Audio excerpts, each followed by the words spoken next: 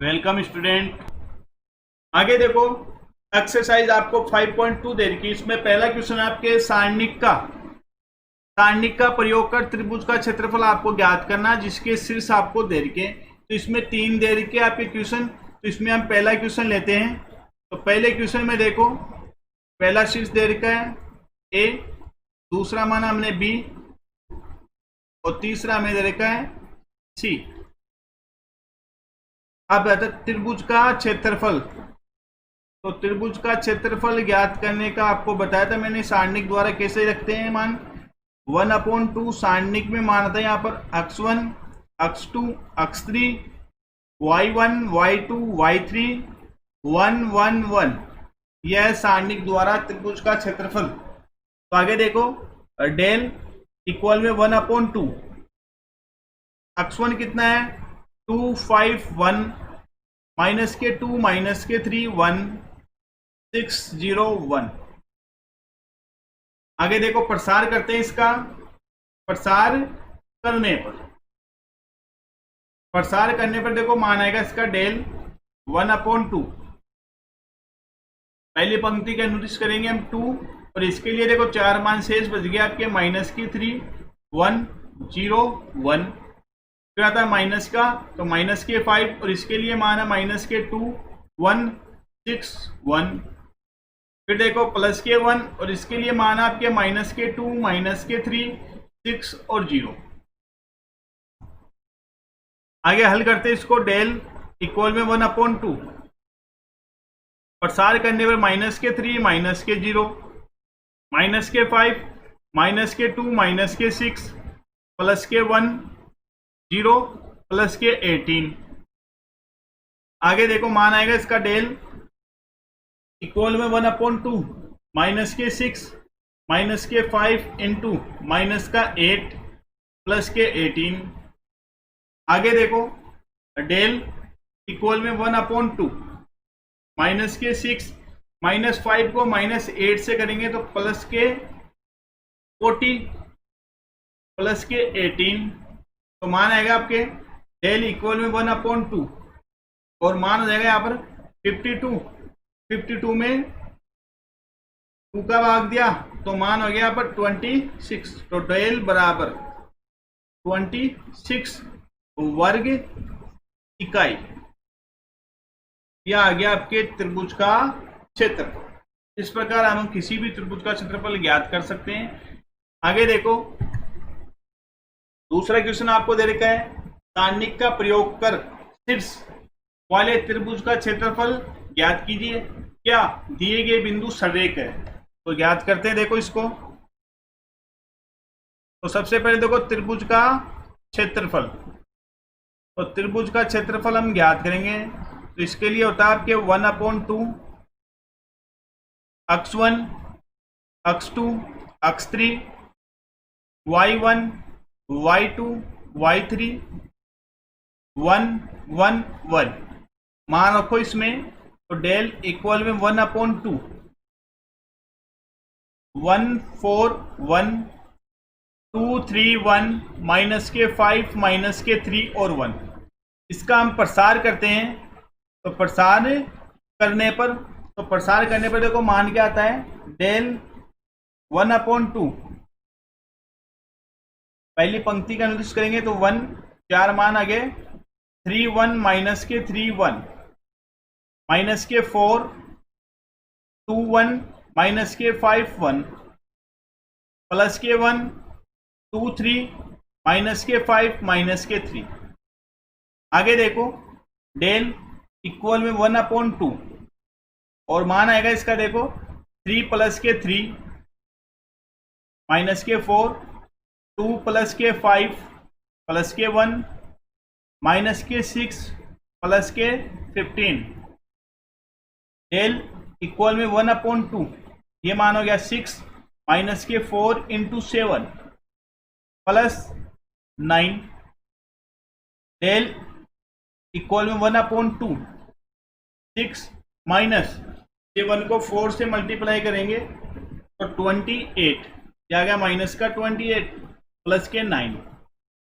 आगे हल करने पर डेल इक्वल में 1/2 यहाँ पर मान हो गया 15 माइनस के 28, तो डेल इक्वल में 1/2, तो मान आ गए यहाँ पर आपके माइनस के 30। आगे देखो यहाँ पर डेल इक्वल में मान आया माइनस के 13/2। हमें पता है क्षेत्रफल कभी भी नेगेटिव नहीं होता, इसलिए यहाँ पर इसका क्षेत्रफल क्या लेंगे हम, पॉजिटिव लेंगे। तो 13/2 वर्ग इकाई, ये अपने क्षेत्रफल कितना आ गया। अब देखो अपने क्या पूछा, त्रिभुज का क्षेत्रफल ज्ञात कीजिए, तो त्रिभुज का क्षेत्रफल हमने ज्ञात कर लिया। आगे क्या दे रखा है, क्या दिए गए बिंदु संरेख है, तो दिया गया बिंदु संरेख नहीं है, क्योंकि संरेख कब होता है, जब त्रिभुज का क्षेत्रफल 0 आ जाए तब तीनों बिंदु क्या हो जाते हैं, संरेख। लेकिन अपने यहाँ पर त्रिभुज का क्षेत्रफल कितना है, 13/2 आ रखा है वर्ग इकाई, इसलिए तीनों बिंदु संरेख नहीं है। तीसरा क्वेश्चन देखो, के का मान ज्ञात कीजिए यदि त्रिभुज का क्षेत्रफल कितना है, 35 वर्ग इकाई, जबकि 3 शीर्ष आपको दे रखे हैं। तो देखो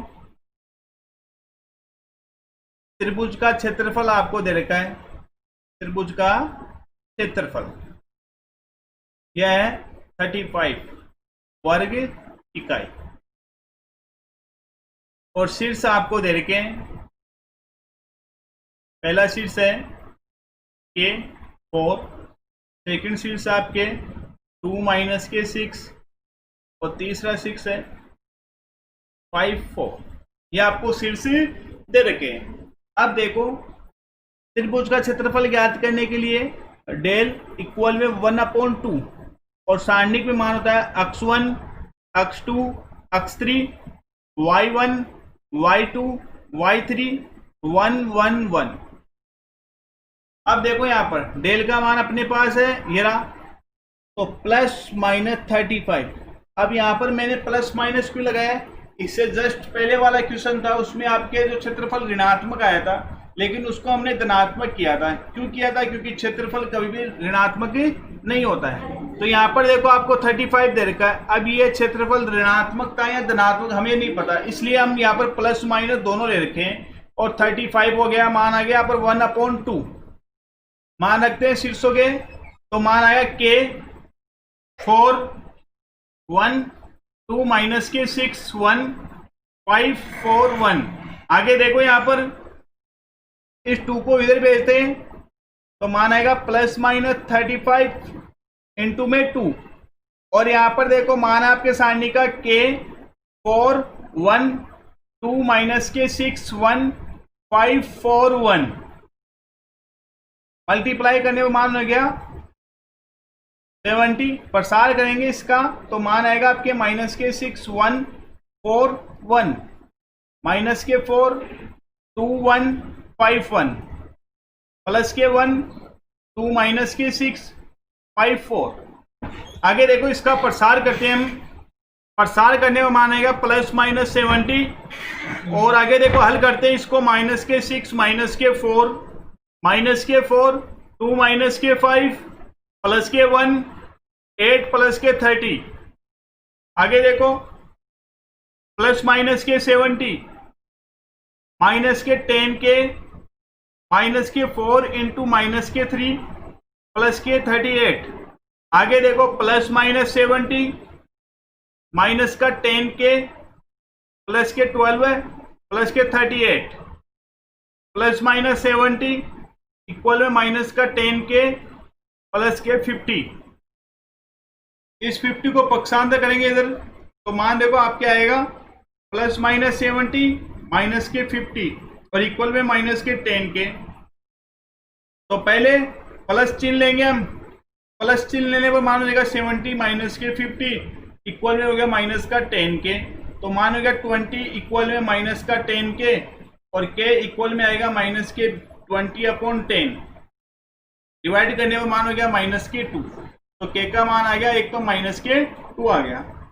अब लेंगे यहाँ पर माइनस का चिन्ह, तो माइनस के 70 माइनस के 50 इक्वल में माइनस का 10 के, तो मान हो गया माइनस के 120 और इक्वल में माइनस 10 के। माइनस से माइनस कैंसिल, 10 से डिवाइड किया तो मान हो गया 12 है, तो के इक्वल में मान आ गया आपके 12 है। तो के आपके कितने मान आ गए, 2 मान आ गए, माइनस का 2 और 12 है। चौथा क्वेश्चन देखो। चौथे क्वेश्चन में देखो आपको दे रखा मान सारणिक का प्रयोग कर के का मान ज्ञात कीजिए यदि 3 आपके बिंदु दे रखे हैं। अब देखो आपको 3 बिंदु दे रखे हैं, तो इन 3 बिंदुओं के अनुसार ही आपको मान ज्ञात करना है। तो सबसे पहले देखो यहाँ पर बिंदु दे रखे आपको, बिंदु कौन कौन से दे रखे हैं। तो इसको मान लिया हमने ए बिंदु, ये दे रखा के 2 माइनस 2k, दूसरा है बी माइनस का k प्लस के 1 2k, और तीसरा बिंदु है सी माइनस के 4 माइनस का k और 6 माइनस 2k। ये क्या है, सररेख है। तो देखो सररेख के लिए क्या होता है, सररेख के लिए, तो सररेख के लिए डेल का मान कितना होता है, 0 होता है, आपको ध्यान रखना है। और जब 3 बिंदु दे रखे तो डेल का मान देखो किस प्रकार ज्ञात करते हैं, तो k 2 माइनस 2k और 1 माइनस का k प्लस के 1 2k 1 माइनस के 4 माइनस का k 6 माइनस के 2k और 1 और इक्वल कितना आ गया, 0 आ गया। अब देखो इसको थोड़ा सा हल कर लेते हैं हम। यहां पर देखो आपके इधर का 2 0 लेके आ सकते हैं, तो संक्रिया लगाते हैं हम C1 के लिए, तो जी R1 के लिए लगाते हैं सबसे पहले संक्रिया R1 माइनस R2, फिर R2 के लिए संक्रिया लगाई हमने R2 माइनस R3। तो सबसे पहले R1 में परिवर्तन करते हैं, तो देखो इसमें क्या तरीका है, इसमें से ये वाला घटाएंगे तो ये जाएगा प्लस k माइनस का 1, और यहाँ पर आएगा 2 माइनस 2k माइनस का 2k और ये हो जाएगा 0। फिर यहाँ पर इसी प्रकार नीचे माइनस का k प्लस के 1 प्लस के 4 प्लस का k, ये हो गया 2k माइनस का 6 प्लस का 2k, ये हो गया 0।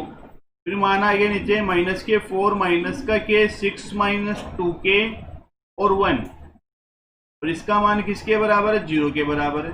इसको थोड़ा सा हल कर लेते, तो देखो आगे मान आएगा आपके, ये हो गया 2k माइनस के 1, ये k से k कैंसिल, तो मान हो गया यहाँ पर 5, और यहाँ पर मान हो गया माइनस के 4 माइनस का k। फिर आगे देखो 2 माइनस 4k, यहाँ पर मान आ गया 4k माइनस का 6 और 6 माइनस 2k। आगे देखो 0 0 1 और इक्वल में कितना है, 0। आगे देखो C3 के अनुदिश, C3 तीसरा स्तंभ अनुदिश प्रसार करने पर, तो प्रसार करते देखो तो मान आएगा 0, और इसके लिए 4 मान आपके देखो कौन कौन से 4 मान है, 5 माइनस का 4 माइनस का k, 4k माइनस का 6 6 माइनस 2k। फिर देखो आगे आएगा माइनस 0, और इसके लिए भी देखो 4 मान है, 2k माइनस का 1 2 माइनस 4k माइनस के 4 माइनस का k 6 माइनस के 2k। फिर देखो प्लस 1, और इसके लिए देखो 4 मान आपके 2k माइनस का 1 2 माइनस 4k 5 4k माइनस का 6 और इक्वल में है मान 0। अब देखो इनके मल्टीप्लाई के रूप में 0 0 दे रखा, तो इनका मान हो जाएगा आपके 0, आपके मान बच गए ये। इनका प्रसार करते हैं हम, तो मान आएगा आपके 2k माइनस के 1 4k माइनस का 6 माइनस 5 2 माइनस 4k और इक्वल में मान आपके 0। मल्टीप्लाई करने पर देखो मान आएगा आपके 2k को 4k से मल्टीप्लाई किया तो 8k square minus 12k minus के 4k प्लस के 6, फिर माइनस 5 को मल्टीप्लाई करते हैं 10 माइनस के 20k और इक्वल में है मान 0।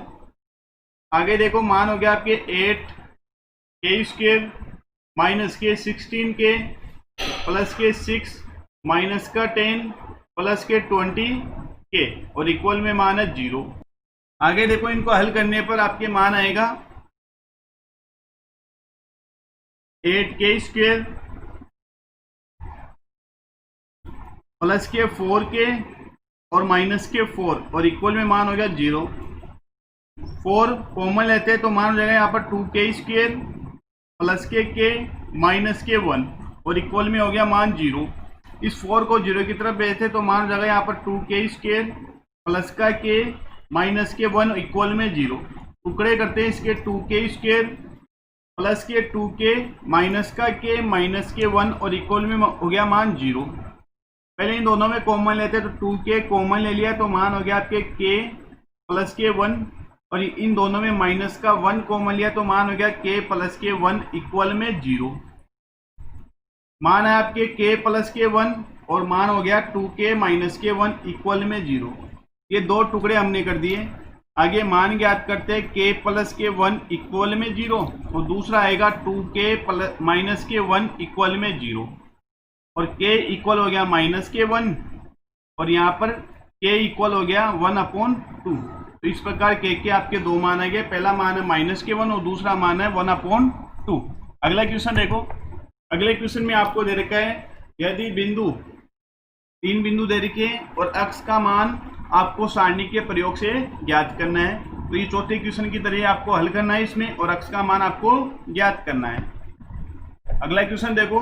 छठे क्वेश्चन में दे रखा है सारणिक प्रयोग से दो बिंदुओं से गुजरने वाली रेखा का समीकरण ज्ञात कीजिए तथा त्रिभुज का क्षेत्रफल ज्ञात कीजिए यदि तीसरा बिंदु आपको दिया गया है। तो पहले समीकरण हम ज्ञात करते हैं। तो दो बिंदु आपको दे रखे A 3,1 और B बिंदु है आपके 9,3। तो सबसे पहले दो बिंदुओं से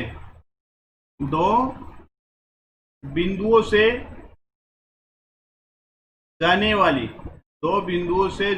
वाली रेखा का समीकरण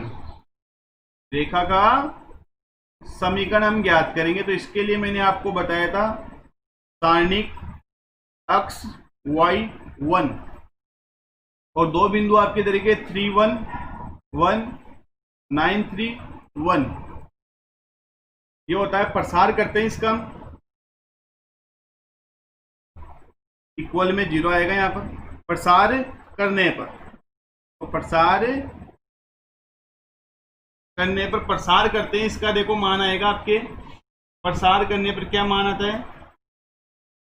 तो पहली पंक्ति के अनुसार करेंगे हम x और इसके लिए देखो 4 मान आपके 1 1 3 1 फिर आएगा माइनस के y इसके लिए 4 मान है 3 1 9 1 और प्लस के 1 और इसके लिए 4 मान है 3 1 9 3 और इक्वल में मान है 0।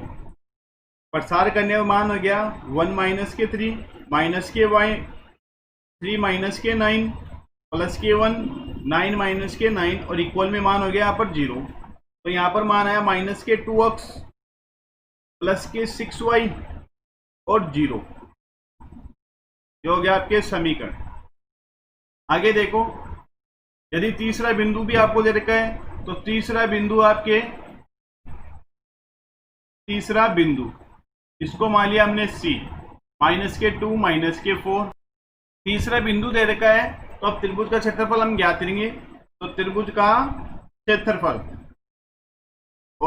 का क्षेत्रफल ज्ञात करने के लिए देखो 1/2 और सारणिक में तीनों बिंदुओं के शीर्ष रखते हैं। तो पहला शीर्ष है 3 1 1 दूसरा शीर्ष है 9 3 1 और तीसरा दे रखा माइनस के 2 माइनस के 4 1।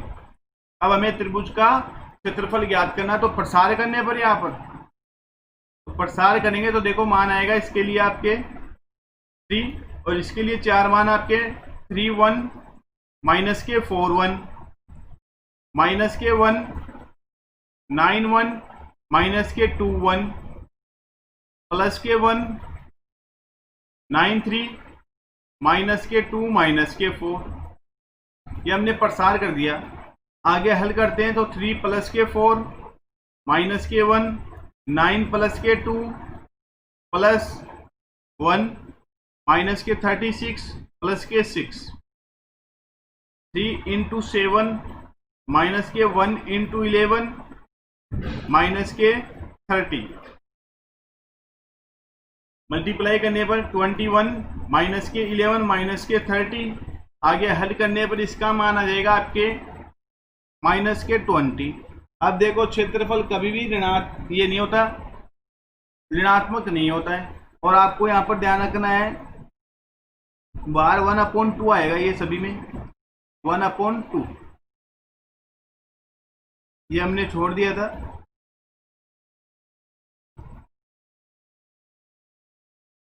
वन अपॉन टू आएगा यहाँ पर सभी, 2 का डिवाइड कर दिया तो माइनस के 10, तो माइनस का 10। तो क्षेत्रफल कभी भी ऋणात्मक नहीं होता, इसलिए इसको हम धनात्मक लिखेंगे। प्लस के 10 वर्ग इकाई, ये आ गया आपके त्रिभुज का क्षेत्रफल। अगला क्वेश्चन देखो। अगले क्वेश्चन में आपको दे रखा क्रेमर नियम से निम्नलिखित समीकरण निकायों को हल कीजिए। तो कोई पहला वाला ले लेते क्वेश्चन। इसमें हम पहले क्वेश्चन का हल करते हैं। इसमें आपको समीकरण दे रखा 2x प्लस के 3y और इक्वल में दे रखा 9, 3x माइनस के 2y और इक्वल में 7। क्रेमर नियम से, तो क्रेमर नियम में मैंने आपको बताया था सबसे पहले हम मान ज्ञात करते हैं डेल का। तो डेल का मान कैसे ज्ञात करते हैं? जो समीकरण में चर राशियों के गुणांक होते हैं वो डेल के मान होते हैं। तो 2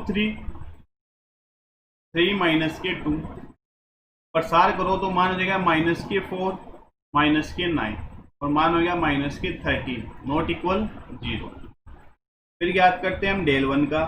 तो डेल 1 होता है अक्ष के लिए, तो अक्ष वाला मान छोड़ेंगे और अक्ष वाले मान की जगह जो अचराशी वाला मान है वो आएगा 9 7 3 माइनस के 2। प्रसार करते हैं इसका माइनस का 18 माइनस का 21, तो मान हो गया यहाँ पर माइनस के 39। आगे देखो डेल 2 का मान ज्ञात करेंगे। डेल 2 वाई वाले की जगह, तो वाई वाले मान की जगह आपकी बार आएगा अचर राशि वाला मान और अक्ष का मान ऐसे कैसे। प्रसार करने पर इसका मान होगा 14 माइनस 27 और मान हो गया माइनस के 13। ये भी नॉट इक्वल 0 है, नॉट इक्वल 0। हमें मान ज्ञात करना है अक्ष का। तो अक्ष इक्वल में क्या होता है? डेल 1 अपॉन डेल होता है और y इक्वल होता है डेल 2 अपॉन डेल। तो देखो मान आएगा यहाँ पर अक्ष इक्वल में, और डेल 1 का मान कितना आपके माइनस के 39 और बट्टे में है डेल का मान माइनस के 13। डिवाइड करने पर माइनस से माइनस कैंसिल और मान आएगा यहाँ पर 3। अक्ष का मान आ गया आपके 3, y का मान है हम क्या करेंगे तो y इक्वल में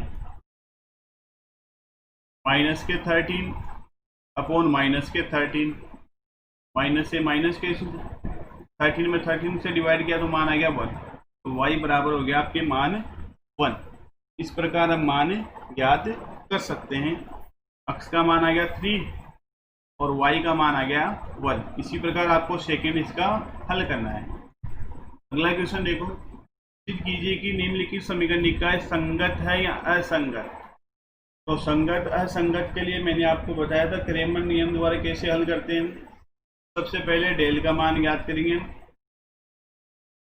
डेल में देखो पहले क्वेश्चन की बात कर रहे हैं तो डेल में आपको दे रखा है 3 2 1 1 1 माइनस के 2 2 3 माइनस के 1। यह आएगा डेल का मान। तो प्रसार करने पर देखो मान आएगा डेल 3 1 3 माइनस के 2 माइनस के 1 माइनस के 1 2 3 1 माइनस के 1 प्लस के 2 2 1 1 माइनस के 2। डेल इक्वल में प्रसार करने में मानेगा 3 माइनस के 1 प्लस के 6 माइनस के 1 माइनस के 2 माइनस के 3 प्लस के 2 माइनस के 4 माइनस के 1। ये हमने प्रसार कर दिया। डेल इक्वल में 3 इंटू 5 माइनस के 1 इंटू माइनस के 5 प्लस के 2 इंटू माइनस के 5। डेल इक्वल में मान हो गया 15 प्लस के 5 माइनस के 10। तो डेल इक्वल में मान हो गया 10 नॉट इक्वल 0। आगे देखो डेल 1 का मान ज्ञात करेंगे। डेल 1 के लिए देखो मान आएगा आपके लिए 3 5 1 1 1 माइनस के 2 2 3 माइनस के 1। प्रसार करते हैं इसका भी, तो डेल 1 इक्वल में मानेगा 3 1 3 माइनस के 2 माइनस के 1 माइनस का 1 5 3 1 माइनस के 1 प्लस के 2 5 1 1 माइनस के 2। तो डेल 1 प्रसार करते 3 माइनस के 1 प्लस के 6 माइनस के 1 माइनस के 5 माइनस के 3 प्लस के 2 माइनस के 10 माइनस का 1 डेल 1। और इसका देखो मान आएगा 3 इंटू 5 माइनस के 1 इंटू माइनस का 8 प्लस 2 इंटू माइनस का 11। डेल 1 मल्टीप्लाई करने में मान आएगा 15 प्लस के 8 ये 11 है माइनस का 12 है, सॉरी 22। तो मान हो गया डेल 1 इक्वल में 23 माइनस के 22 और डेल 1 इक्वल में मान आ गया आपके 1 नॉट इक्वल 0। आगे देखो, आगे मान हम ज्ञात करेंगे इसमें डेल 2 का।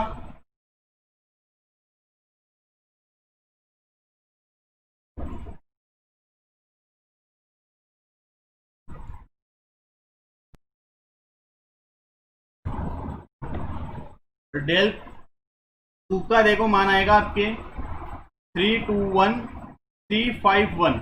ये देखो किसकी जगह मान आ गया, ये y वाले मान की जगह तो अचर राशि थी बराबर में वो वाली मान आ गई और ये z का मान आ गया।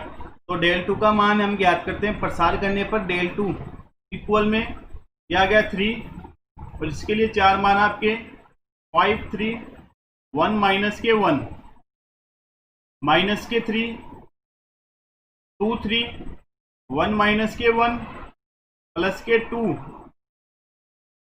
2 5 1 1।